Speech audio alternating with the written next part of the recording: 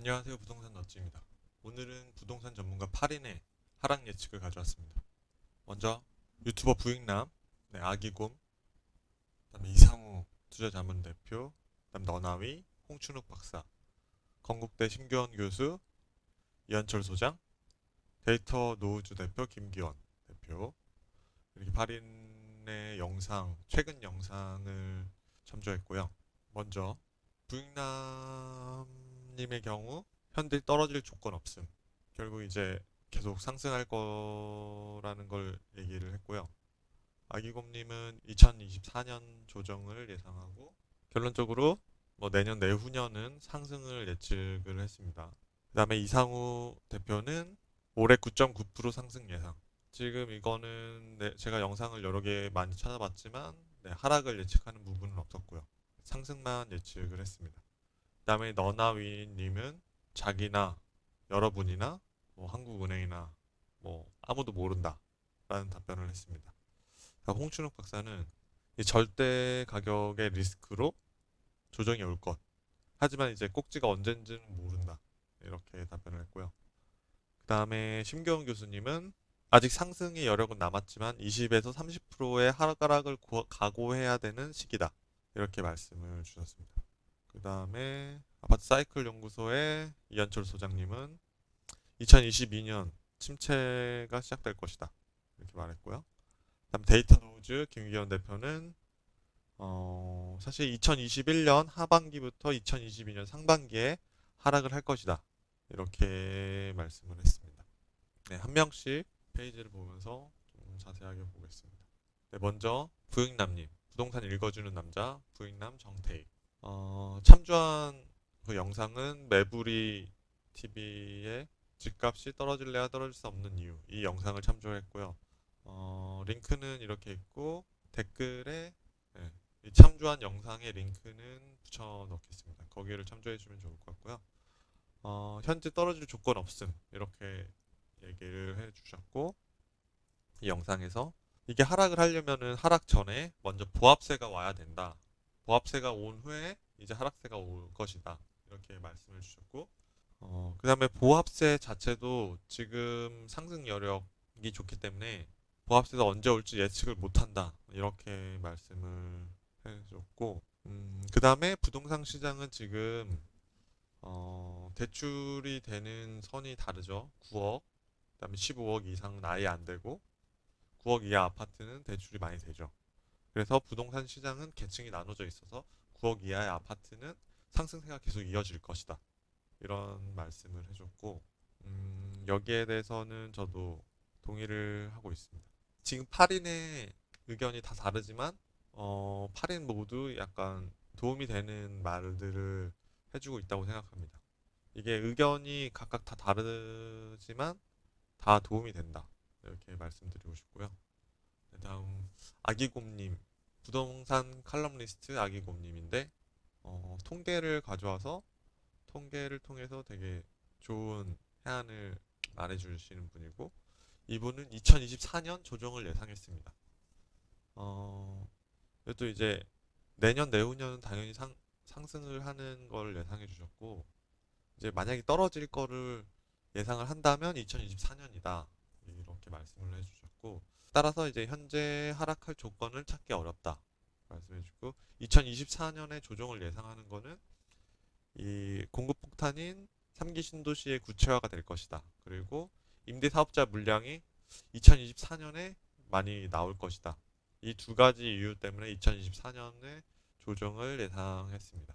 그 다음에 현재 금리를 올리고 있는데 이 금리의 영향으로 부동산이 떨어질 수 있냐 해서 그럴 수 없다. 그 이유가 집값을 떨어뜨릴 정도로 금리를 올릴 수 없다.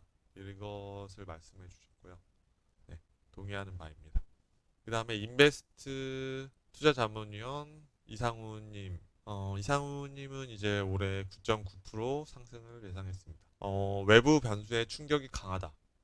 이게 무슨 말이냐면 우리나라 경제가 어느 순간 강해졌다는 거죠. 그래서 뭐 IMF라든지 아니면은 리만 브라더스 사태라든지 그런 외부 변수에 충격이 강하다. 우리나라 경제가 어느 순간 무역 흑자가 당연시 되고 그다음에 기업들은 글로벌 탑티어가 되었다. 그래서 우리나라 기업들이 돈을 끌어오는 거죠. 우리나라 돈이 넘치기 때문에 그 하락의 조건이 없다. 계속 상승할 수밖에 없다. 한국 집값 오를 수밖에 없다. 이런 의견을 주셨습니다. 그 다음에 너나위님. 너나위님 되게 좋은 말씀 많이 해주시죠. 근데 하락 예측은 사실 영상을 가져오긴 했는데 하락 예측을 한 영상은 없습니다. 그리고 이제 조금 이제 금리 관련돼서 영상인데 여기서 간 보지 말고 1주택은 사라 이런 의견을 주셨고요. 그다음에 금리 영향으로 우리 가격이 뭐 오를 거냐 떨어질 거냐 이거는 여러분도 모르고 못 맞추고 저도 못 맞추고 한국은행도 못 맞춘다. 아무도 못 맞춘다. 이렇게 맞추는 건 의미가 없다. 이렇게 말씀을 주셨습니다. 이 부분에 대해서 당연히 저도 동의를 하고 약간 다른 분에 비해서 뭐 예측을 안 한다고 싶겠지만 이게 의미가 없을 수도 있어요. 하락을 예측하는 게. 이거는 제가 이제 이 전체 영상을 보고 결론을 말씀드릴 건데 결론적으로 제가 이 컨텐츠를 준비하면서 너나이님과 같은 포지션에 결론을 냈습니다. 결론에서 다시 한번 얘기를 드리도록 하겠습니다. 그 다음에 이코노미스트 홍춘욱 박사님. 절대 가격 리스크로 조정이 올 것이다. 지금 수요도 많고 공급도 적은 상태입니다. 그런데 현기증 나는 주택의 절대 가격 리스크로 집값 조정이 올 것이다. 그러니까 수요도 많고 공급도 적고 그러니까 가격이 오를 수밖에 없는 조건인데 그렇다고 무턱대고 이게 뭐 20억, 30억 계속 올라갈 수는 없잖아요. 그거를 말씀해 주셨습니다. 네, 이것도 당연히 동의하는 바이고 그래서 지금 이제 계속 올라가고는 있는데 언제라고 말하기는 어렵다. 이렇게 말씀 주셨고 수요도 많고 공급도 많다. 고점은 알기는 어렵다.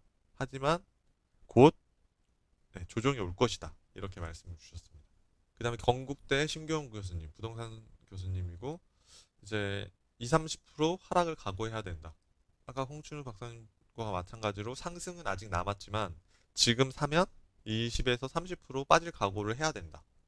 하지만 지나고 보면 다시 올라갈 것이다. 이렇게 말씀을 주셨고 상승장은 이제 끝물이다. 이제 얼마 안 남았다는 거죠. 뭐 어깨인지 뭐 머리인지 모르겠지만 상승장은 끝물이다. 이렇게 말씀해 주셨고 하지만 20%에서 30% 빠질 거지만 이 하락을 견딜 수 있으면 사라. 이렇게 말씀을 주셨습니다.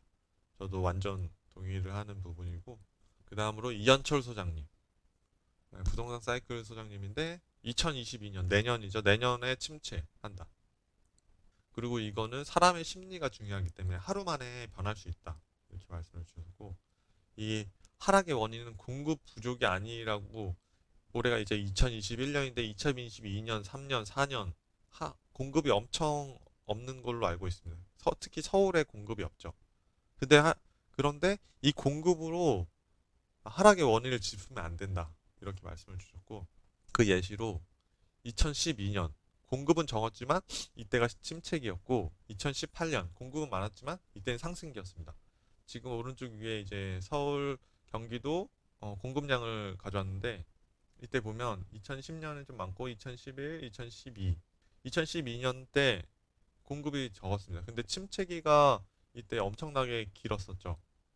그 다음에 2018년은 쭉, 와, 진짜 사상 최대치입니다. 최대치의 공급이 많았지만 이때는 상승기였죠. 모두가 알다시피 2018년 상승 시작해서 지금까지 상승을 계속 하고 있습니다. 2022년 침체할 수도 있는 게 이제 시장이 과열되면 수요가 100으로 늘어나고 지금 상태죠. 지금 없는 수요도 더 많은 수요 원래 살 생각이 없는 사람들도 지금 계속 오르다 보니까 이제 수요가 늘어나는 겁니다. 지금 그런 상태고 만약에 뭐 하락이 시작된다, 시장이 침체된다 이런 신호가 오면은 원래 있던 100의 수요가 10으로 쪼그라든다는 거죠. 갑자기 훅 줄어들었어요. 이게 그래서 어제만 해도 아파트를 살려고 줄을 섰던 사람들이 하루 만에 훅 없어질 수도 있다. 네, 마지막으로 데이터 노우즈 김기현 대표님은 이제 2021년 하반기나 2022년 상반기에 하락 가능성 높다. 이렇게 말씀을 주셨고, 그것의 이제 트리거는 주식시장의 하락이 트리거가 될 수 있다. 그리고 20에서 60%까지 떨어질 수 있다. 이렇게 말씀을 주셨고, 그리고 이제 데이터 노우즈 김기현 대표는 이제 데이터로 많이 하는데 제가 이전 영상에서 좀 몇 개 데이터를 가져왔었는데 뭐 GDP 대비 아파트 시가총액이라든지 연봉 대비 뭐 통화량 대비 이런 데이터를 가져왔는데 사실 그 데이터를 기반으로 이렇게 분석을 하는 것 자체는 되게 좋다고 생각합니다. 하지만 그 데이터와 그 그래프를 만들고 이거를 어떻게 해석하느냐, 어떻게 분석하느냐는 사람마다 다를 수밖에 없다고 생각하고 그래서 김기현 대표가 이제 해석을 한 거는 이제 2021년 하반기, 2022년 상반기를 해석을 했는데 이거는 저는 약간 동의하기는 좀 어렵고 이거는 사람마다 그 데이터를 보고 결과값은 다르다고 생각하기 때문에 김기현 대표가 이렇게 한 거는 뭐 그럴 수 있지만 저는 다르다. 이렇게 부동산 전문가 8인의 예측을 한번 봤고요. 다시 보면은 부익남님 현재 떨어질 조건 없다. 상승으로 보고 있는 거고요. 아기곰님 2022년 조정 예상하니까 뭐 내년 내후년 상승을 예상하는 거고요. 이상우 대표님 올해 9.9% 상승 예상하고 있다. 내년에는 뭐 예상한 거는 못 찾았는데 네, 상승을 예상하고 있고 너나이님은 예측을 하지 않았고 아무도 모른다. 알 수 없다. 뭐 이렇게 말씀을 주셨고 의미 없다.